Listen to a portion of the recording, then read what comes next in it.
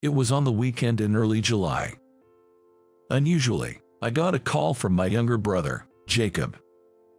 "Sorry, bro. I have a favor to ask." There was a hint of urgency in his voice. "What's up, Jacob? I've got work as a lifeguard at the beach tomorrow, Sunday. Can you cover for me?" "Wait, tomorrow? Why the sudden request?" Jacob is now in his sophomore year of college. He's a great swimmer and has been working as a lifeguard every summer since last year. "I slipped on the stairs and sprained my right ankle, so I can't make it to the beach."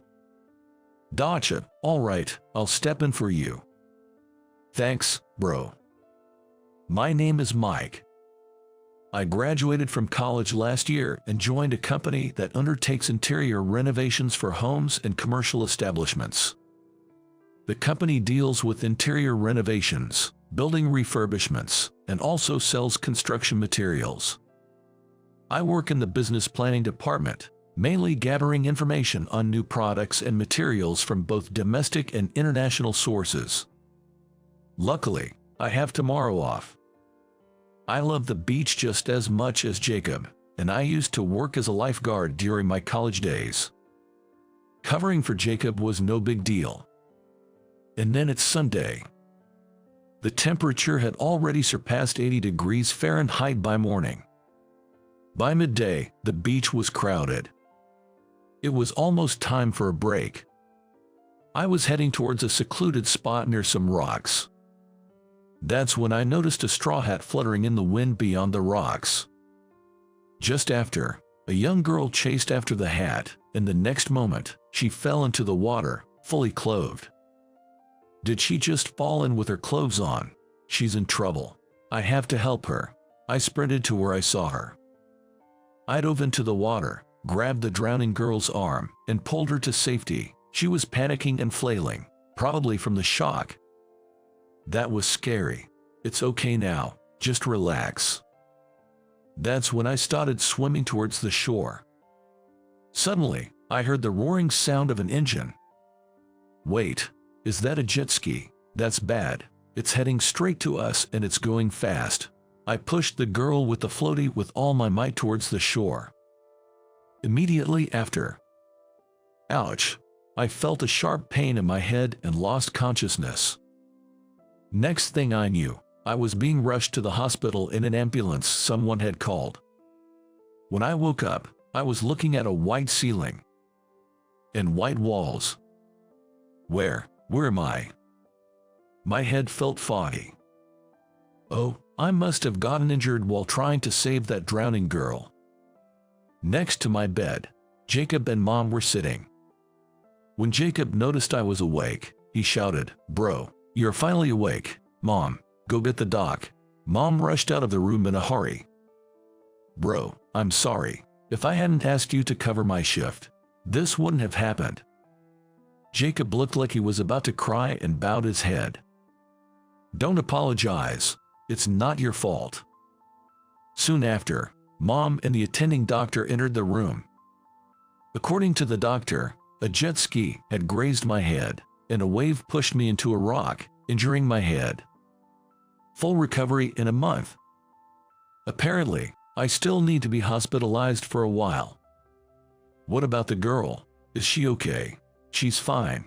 The girl's mother called the ambulance for you. That's a relief. The next day, a beautiful woman in her 30s visited the hospital. "Thank you, Mike, for saving my daughter." That must be the girl's mother. "Is your daughter okay? Did she get hurt?" "Thanks to you, she didn't have a scratch, but I heard about your injury. How can I ever apologize?" Tears welled up in her eyes as she kept bowing in gratitude. "Oh, I'll be fine in about a month. Please, no more apologies." She stopped bowing. The woman handed me a thick envelope with money to cover the cost for my hospital stay, which seemed to have about $10,000. I can't accept this. Lifeguards have insurance, so I'm good. So I asked her to take it back. After a while, I was finally discharged. "Bro, that scar on your forehead is quite noticeable," Jacob pointed out, and when I looked in the mirror, there was a 2-inch scar near my left temple. The next day, when I went to work, I was called into HR. Though it was an unforeseen accident, I had been absent for a month. I expected some sort of reprimand, but they said, "Mike, you've been transferred." Wait, transferred? I was sent to a subsidiary in Nebraska that deals with interior construction materials. My job was to manage the materials ordered by the headquarters and deliver them to our affiliates. Basically, it was like warehouse management. Since then, every day was just about getting through the same routine at work. I wonder when I can return to the headquarters. As I spend each day brooding, about 4 months later, I received a postcard. It was an invitation to the wedding party of my high school buddy, Ken. Well, he's getting hitched too. I bet many of our old classmates will be there. This will be a nice change of pace. That's what I thought, looking forward to my friend's wedding day. As the day arrived, excited about seeing my classmates after such a long time, I headed to the venue. On my way there, "Is that her?" I bumped into a familiar face on the train. "Is that Natalie?" As I called out, she turned around. "Oh my, Mike, it's been ages." Back in high school, Natalie and I were both on the swim team. When we became seniors, I was the captain of the boys' team and Natalie was the captain of the girls' team. She quickly noticed a scar on my forehead and asked, "Mike, how did you get that scar?" When I told her about the day I worked as a lifeguard, filling in for my brother, she said, "That's so like you, Captain Mike. I bet for that girl, you became a hero." Feeling a bit embarrassed, I replied, "Oh come on, it's not like that. Don't tease me," and laughed it off. At the wedding reception, many asked about the scar on my forehead. Then Robert, who got a job at a local printing plant, said with a smirk, "Mike, I heard even though you landed a job at a big company, you're just managing inventory in some rural place. Did you mess up? Demoted?" He was always the kind to look down on others. As I thought, some things never change, Natalie and a few others started saying, "Robert, was that really necessary? Robert, that's low," and there was a commotion. Feeling outnumbered, Robert quickly retreated to another table. Except for Robert, my classmates treated me like a hero for risking my own safety to save a girl. The wedding turned out to be a pleasant diversion for me. However, once I returned to my daily life, the monotony continued. Day after day, it's just inventory management. I started thinking, soon all this inventory stuff will be done by AI, and they'll probably cut jobs here. These were the anxious thoughts that occupied my mind. After the wedding, I kept in touch with Natalie. During our conversations, I learned she worked for a renovation company. As our jobs were similar, we had a lot to talk about. We discussed interior designs, and despite differences in our clientele, our discussions were always captivating. "Natalie, you always put in the effort to learn. That hasn't changed since high school." She replied, "Mike, you know a lot about imported materials. I really need to learn more and expand my knowledge," showing genuine interest in our conversations. Before long, we started going out to various places, just the two of us. Eventually, we started hanging out more, whether it was going to cafes or theme parks, but our discussions inevitably turned to work topics like, "The artwork on this wallpaper is so tasteful," or "The color combination of this flooring and door is impeccable." Spending time with Natalie, who I could easily talk to, was truly enjoyable and precious. Though my personal life was quite fulfilling, my professional life was not. Unbelievably, the situation I had dreaded came true. The company decided to leave all stock management to AI, and once again, I was handed a transfer order. Now they're sending me to handle order management at a regional subsidiary. They keep moving me around. I realized I'd probably never return to the headquarters. I guess employees like me, just a cog in the machine, are replaceable, right? On the day my transfer was confirmed, I had plans to have dinner with Natalie. I dreaded breaking the news of my transfer to her. With that in mind, it's best to tell her sooner rather than later. So I told her, "Natalie, they've decided to transfer me to a regional subsidiary." Natalie hesitated for a moment before asking, "Is that what you want, Mike? Do you think you'll find meaningful work there?" Honestly, I hadn't really considered that. Meaningful work? I doubt it. While I struggled to find words, Natalie continued, "What do you really want to do, Mike?" What I want to do? That question brought back memories. When I first joined my current company, I'd spent every day visiting different commercial buildings, aiming to develop my own design style. On days off, I'd even travel to commercial centers in other states, seeking as much feedback as possible from store owners and managers. It was a hectic time, but I felt so fulfilled back then. I don't think the next place will have what I'm looking for. Upon hearing this, Natalie looked me squarely in the eyes and said, "Mike, how about we hire you? Do you want to fully engage in what you love at our place?" What? Their place?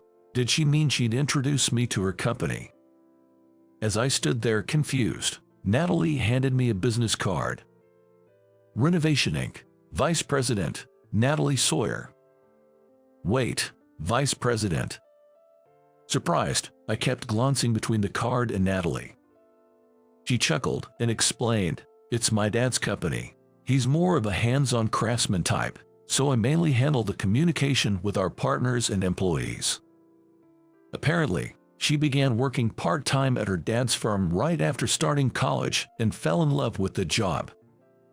My dad probably wanted my brother to take over, but he became an internist, so I decided I'd work twice as hard to make up for it, she shared. She went on, "Having been in this industry for 5 years and talking with you, Mike, I think you're incredibly knowledgeable and curious. Working with someone like you could really make our company something special." By the time she finished speaking, everything had sunk in for me. Without any hesitation or doubt, I decided to join Natalie's company. Her father, the CEO, was just as I'd heard, a quiet craftsman at heart. Despite being the head of the company, he spent most of his time on site, valuing hands-on work. That's why the CEO is rarely in the office. Most of the in-house affairs were handled by Natalie. She had always been an overachiever, having been admitted to a top-tier university right out of high school. She managed everything from finance, negotiations with partners, marketing, to general affairs all by herself. I did go to college, but as a scholarship athlete in swimming, I barely studied. I only began studying the renovation industry after joining last year, so I still had a lot to learn. I can't wait to start working as Natalie's right-hand man. With that determination, I made a fresh start. It's been a month since I began working at her company. Finally, I'm getting the hang of the job. One evening, Natalie gave me a call. "Mike, I'm sorry. My brother said he's coming to the company tomorrow." She sounded pretty panicked. "I mean, it's fine. Why are you apologizing?" When I asked, she explained. Her brother is 12 years older than her and extremely overprotective, almost excessively so. Apparently, when she told him she was dating someone from the company, he said, "I'm gonna see what kind of guy he is with my own eyes tomorrow," and then hung up. I see. So, I'm getting interviewed by her brother tomorrow. Haven't been this nervous in a while. I joked, which finally made Natalie laugh. I have a younger brother, 3 years apart, so I don't know what it's like to have a sister. Given the age gap, he must really dote on her.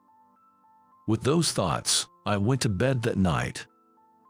The next day, just about 20 minutes before lunchtime, her brother showed up. He immediately asked about my college and then made a face. "What, you went to that uni for sports freaks?" he scoffed. "What's wrong with that?" Mike was the only one from our school to make it to the state championships in high school. Besides, the college has nothing to do with his job, Natalie quickly retorted. But there's no way I can approve of a guy who's dumber than my sister, her brother insisted. Just then, a woman holding a little girl's hand walked in. Both the woman and I looked at each other in surprise. Wait a minute, isn't that the girl and her mom from the beach? Oh, Mike, I can't thank you enough for what you did. The girl's mother rushed over, deeply bowing her head. Thanks to you, Rita's been able to live her life happily.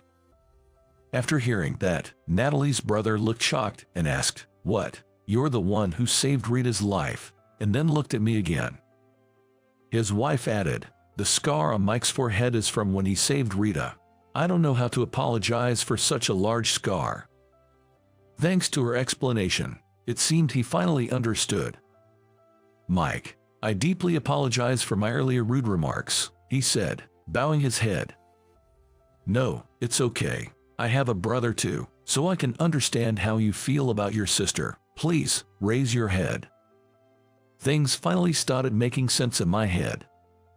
Turns out he's not only Natalie's brother, but also the father of the girl, Rita, whom I'd saved at the beach.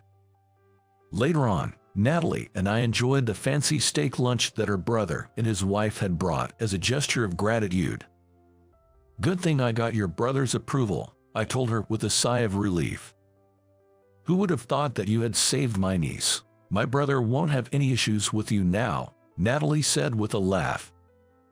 After that, thanks to Natalie's brother, I was able to attend night classes at an interior design school. As a token of gratitude for saving little Rita, Natalie's brother paid the full tuition for me. Being fairly new to the home renovation industry, I gratefully accepted his generosity. Now, I may be recognized as the man who saved Rita, but someday I want to be recognized as Natalie's right-hand man at work. And also as a man who can support her. I'm determined to prove myself to her brother and the boss. I made this promise to myself once again.